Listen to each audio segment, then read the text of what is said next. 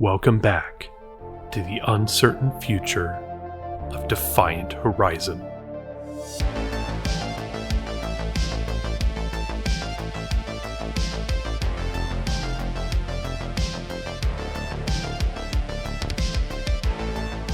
A thousand little threads, creased by time. We are all the sum of what we survive. Good deeds and crimes. Number 1. Code 50. Tachibana, Hashishima City, Hashishima. Wednesday, August 8th, 2035. Overwatch 2319 with that Delta 1, work code 12, en route to HQ. Monica heard over her Hashishima Police Force Dispatch AI radio connection. She sat in the lovely, cozy interior of Tachibana, her favorite coffee shop on the outskirts of town. It had been remarkably quiet on the dispatch radio tonight. A few drunk drivers, a couple domestic calls, the usual stuff, but not as much as she'd expect. She'd been listening pretty much all day as she combed through news reports and current on her holo console. She had about a dozen holo panels up with various programs and feeds running. Her dark brown eyes darted between them, taking in the information, eliminating garbage data, and filing away useful points nearly as quickly as they appeared. There had been 3 sightings of the Kuroi Kitsune just this week, but it looked as though there were no new sightings last night.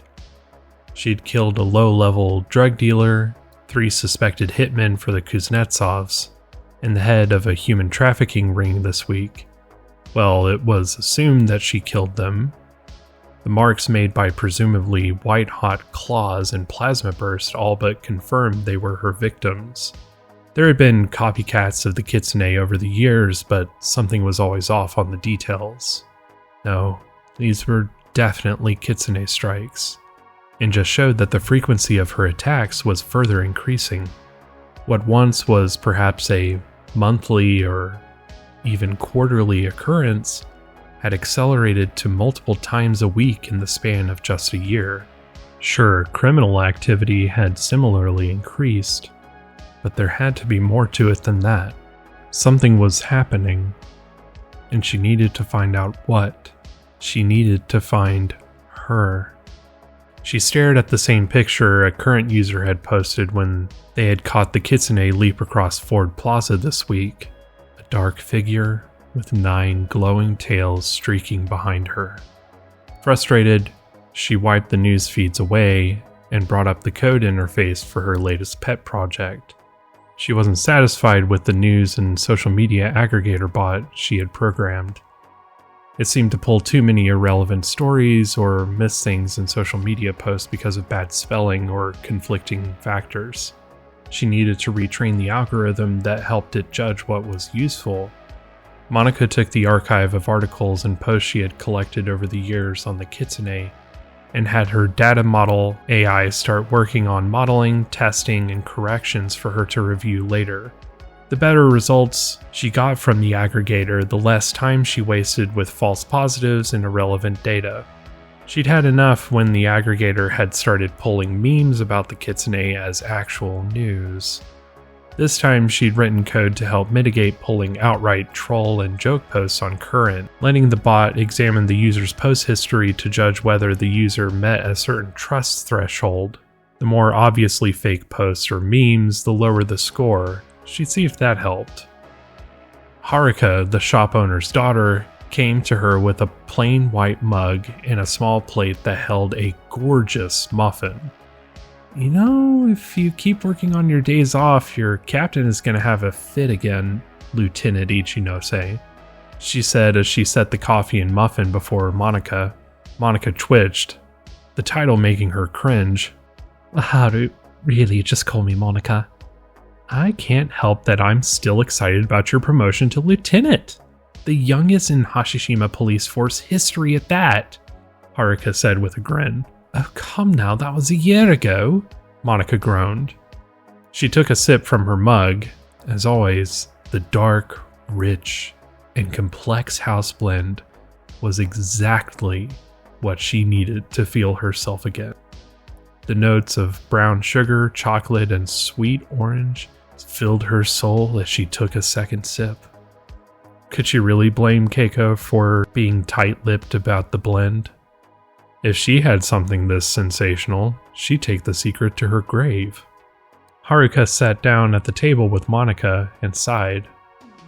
Much like the dispatch radio, Tachibana was exceptionally quiet. There was Ravi over there at the fireplace reading a book like usual. He was probably on his second cup of coffee, and his girlfriend should be showing up soon. But Monika couldn't remember her name. The inseparable pair of older women, Gertie and Liana, were gossiping about work, or so she had overheard. Apparently Frank in accounting was sleeping with Beth, again. Otherwise, most of the dark oak tables were vacant. The eclectic collection of books and curios on the shelves that surrounded the space were untouched. And just Haruka worked behind the counter. Most of the regulars for a Wednesday night were total no-shows. Tachibana was by no means a massively popular establishment, but it was a hidden gem with a dedicated following among locals. It was rare to see it so empty, even late into the night. Its prime location right next to the main campus of Blue Spire University made it a choice spot for students to meet up, or to buckle down for an all-nighter. That's how she had found it herself. The massive, barrel-chested Carter usually would have gotten here 30 minutes ago with his friend Tanya to help her learn to play chess. Little did he know that Tanya was only learning chess to get close to him. Then again, maybe she had finally confessed and the two were on a date or something. That would be a welcome change. Overwatch 421 here. I have a Delta 1 on 6th and Carter, black sedan, forwarding information, making contact now. She heard, another drunk driver.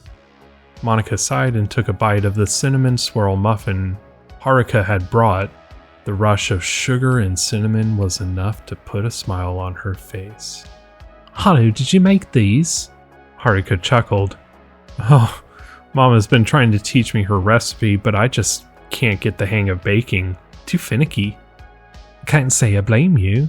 If it doesn't come in a box, I'm hopeless, Monika said, taking another sip of coffee. Hey, Moni? Haruka probed. Monika tilted her head to the side. What is it? Well, do you think she's real? Haruka shook her head, blushing in embarrassment. The Kuroi Kitsune. I know you're in the task force set up to find her, but do you believe she's real? Monika smirked. With the wealth of evidence linked to her, I think her existence is hardly a matter of faith or belief. In fact, I think doubting her existence is a rather irrational position to have. Her victims are real, the sightings and first-hand accounts have been tested and verified dozens of times. It would make less sense for her not to be real. Haruka seemed to think about it for a moment, and then asked, So, do you think she's a spirit or demon like the legends say? Now that I can't really say. I'd have to meet her to start to answer that. Monika took another sip of coffee. Yeah, but do you think those kinds of things even exist? Haruka asked. Monika saw a cockpit in ruins. Blood splattered all over the walls. The muzzle of a gun resting against her forehead. And her. She shook her head to clear the memory away, then looked back to Haruka with a fake smile. Now that, I do believe. How do you know? A story for another time, Haru. Let's just say that I hope you don't have the same experience I did, Monika said, closely guarding her tone. They sat in silence for a bit. Monika kept listening to the dispatch radio, but nothing out of the norm came up. After a bit, Haruka got up to check on Ravi by the fireplace. She hadn't noticed it before, but she realized he was reading a copy of the Unionist Papers by Hamilton, Burns, and Jay. He must have been reading it for British history class. It felt like only yesterday that she had read it herself.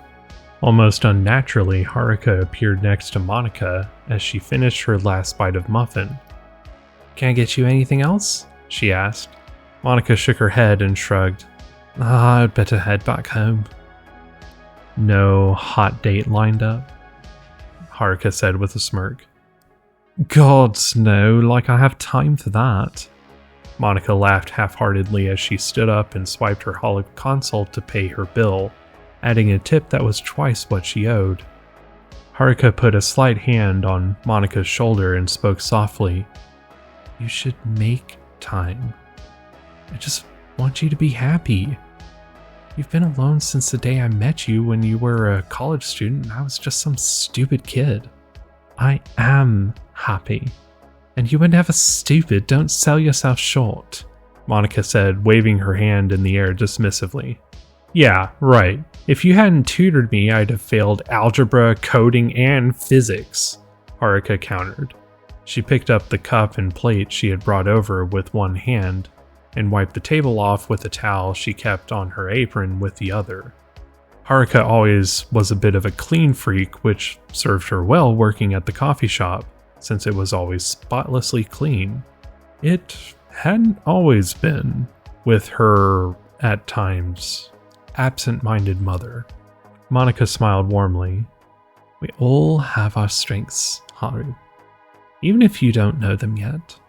When I was your age, I found that out the hard way." She looked away for a moment, then closed her eyes, and put that smile back on for Haruka. "You'll see. Someday. You have a good night, alright?" "Of course.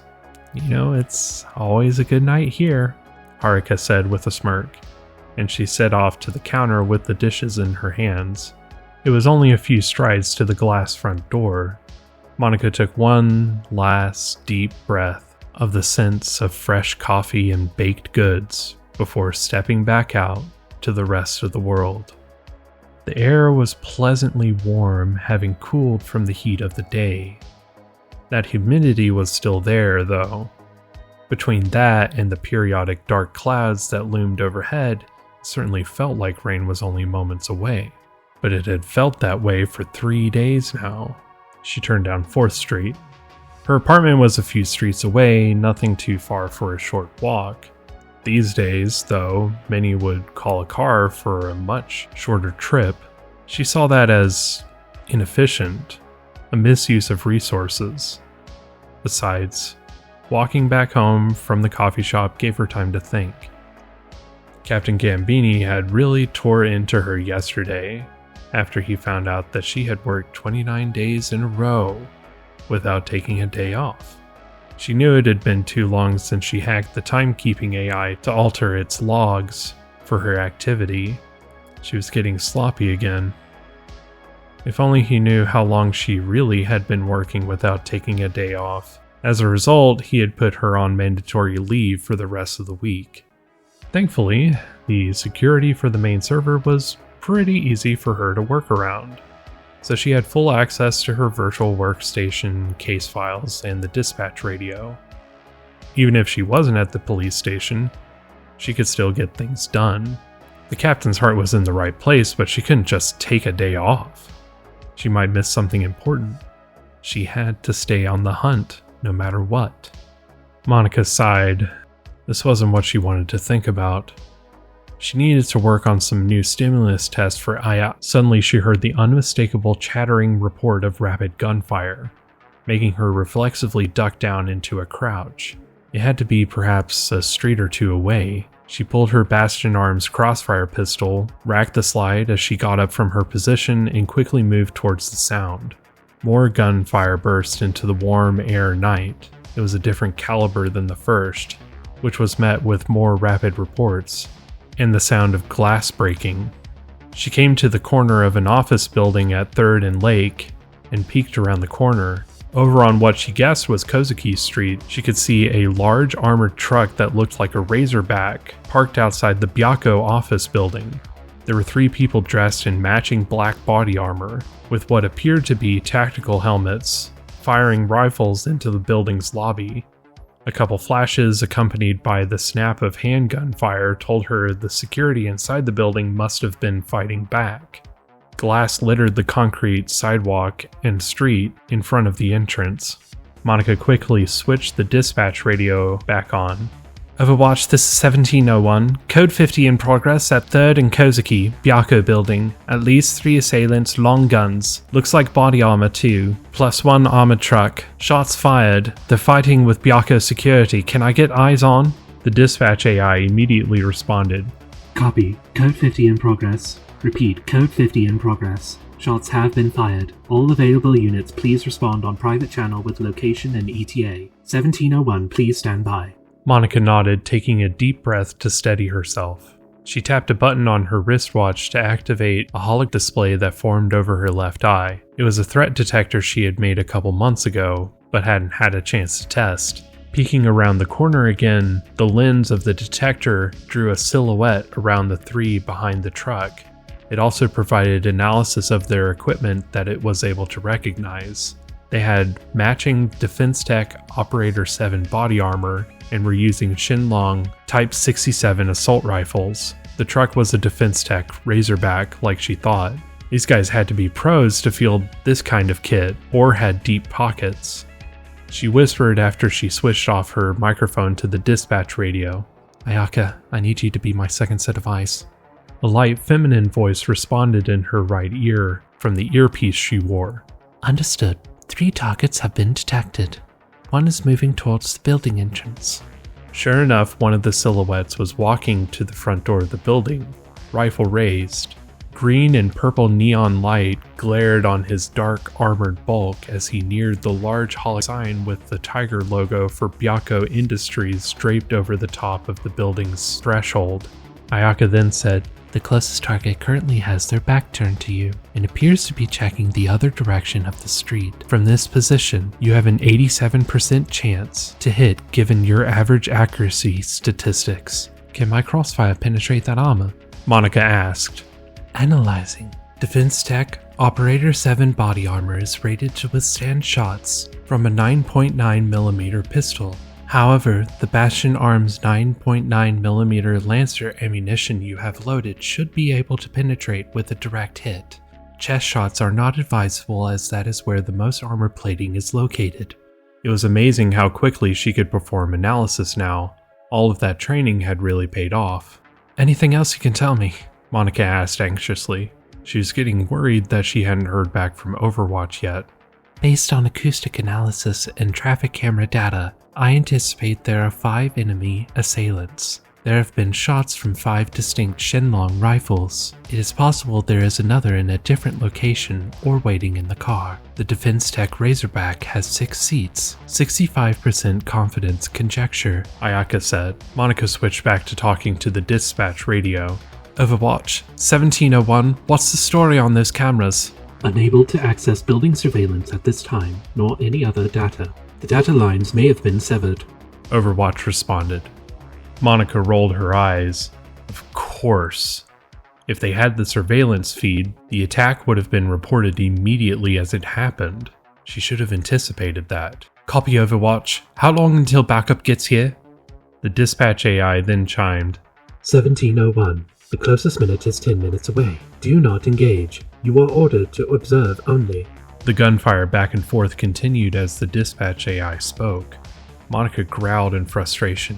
1701 here, that's not going to work. There's people in danger in there. Overwatch responded coldly. You are not authorized to take action at this time. You are currently on leave. Do not engage. Acknowledge this order. Screw that, she said back before she severed the connection. Monica tapped a button built into her holo console at the base of her neck, and the image of armor plating flashed onto her chest. She gave it a moment and then knocked on it with her knuckles to check. Sure enough, the holo flash forge had worked. She just hoped she didn't have to see how well it had worked. Monica peeked around the corner again, raised her pistol with both hands, lining up the faint holo sight with the base of the neck of the closest target, and pulled the trigger. A bullet burst from her handgun, cutting through the air to meet its target, but As she fired, the man turned, and the bullet tore into his right shoulder. The man yelped in pain, and she fired 2 more shots. One ricocheted off of his helmet, while the other hit squarely, sending bits of dark composite flying in the neon light. "Warning, second target is engaging," Ayaka said, just as Monica saw the other man behind the truck turn to face her. She ducked behind the wall just as a spray of bullets peppered the spot.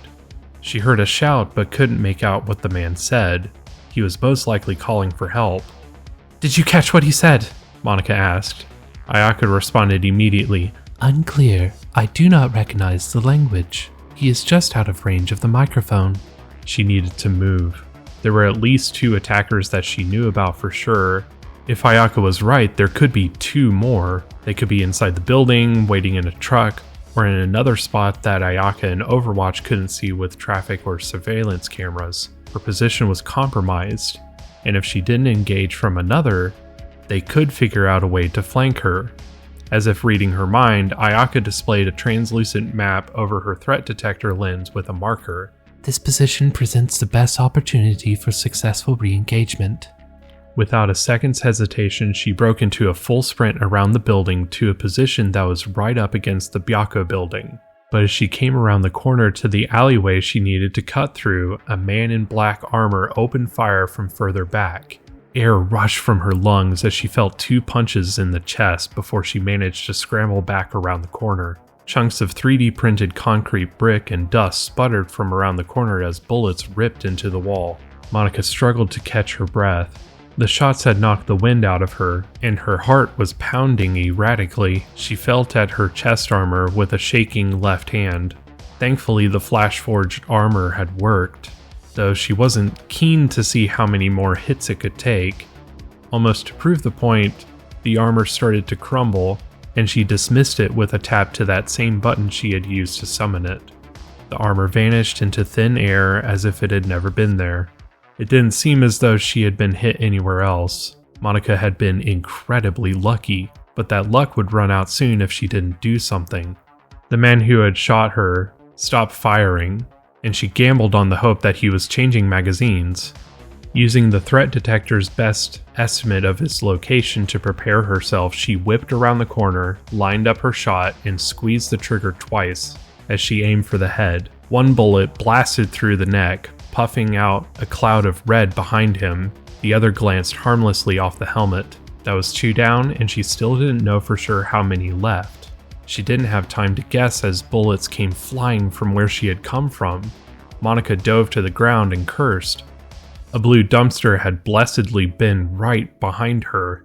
Bullets rattled into the heavy steel bulk. She thought she could hear voices from around the corner where the guy she had just shot was. It could be more coming to flush her out. A flash of white from over the dumpster caught her attention, and Monica heard a scream accompanied by some kind of hissing sound. She dared to peek over the dumpster, and standing over the mauled body of her attacker was a tall, sleek, feminine figure clad in almost alien black armor. 9 blazing white-hot tails of plasma flowed and coiled behind her. Claw-like gauntlets made up her hands, and the claws also glowed white-hot, as if heated by plasma. On the head was a sleek helmet with 3 crown-like points, and a mirror-like circle in the middle about the size of Monica's hand. It was her. The one who had slaughtered criminals for centuries. The one called a demon by some, and an angel by others. The legendary avenging spirit of Hashishima, the Kuroi Kitsune. Not a picture, not a story, not a historical account, not a meme, not some artist's rendering. It was really her. The Kitsune looked from the man she had killed over to Monica and tilted her head. Mesmerized, Monica realized that the mirror-like visor on the helmet didn't show her reflection. She was at a complete loss for words.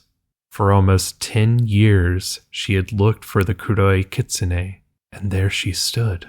Suddenly, the Kitsune leapt into the air, landing behind Monica. She whipped around to see the Kitsune pounce on another attacker, slashing into them with her claws.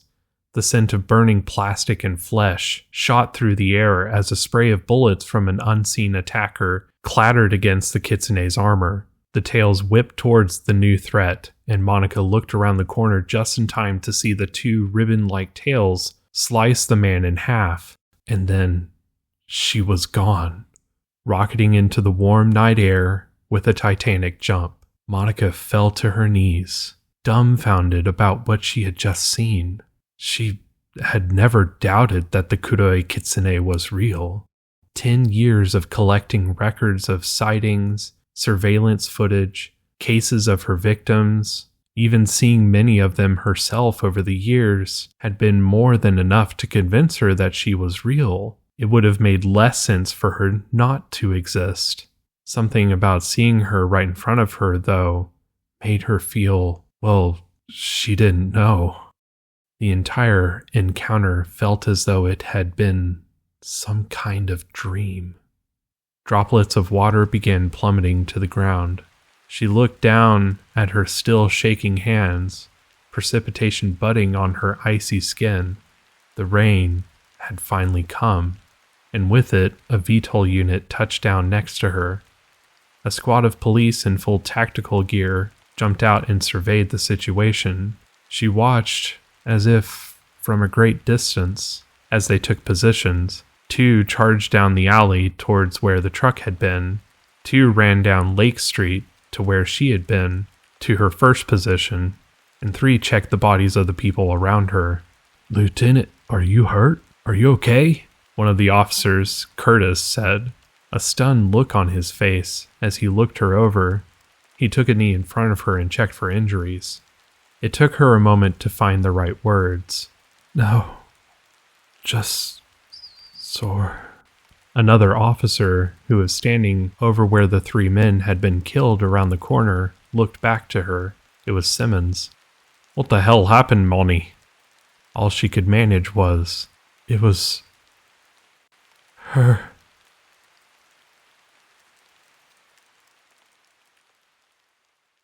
Next time on Defiant Horizon. My mother believed wholeheartedly in the promise of tomorrow. Amanda, we still don't know what the Kitsune was doing there that day. I don't care. I just want her found. Let us look up towards the stars.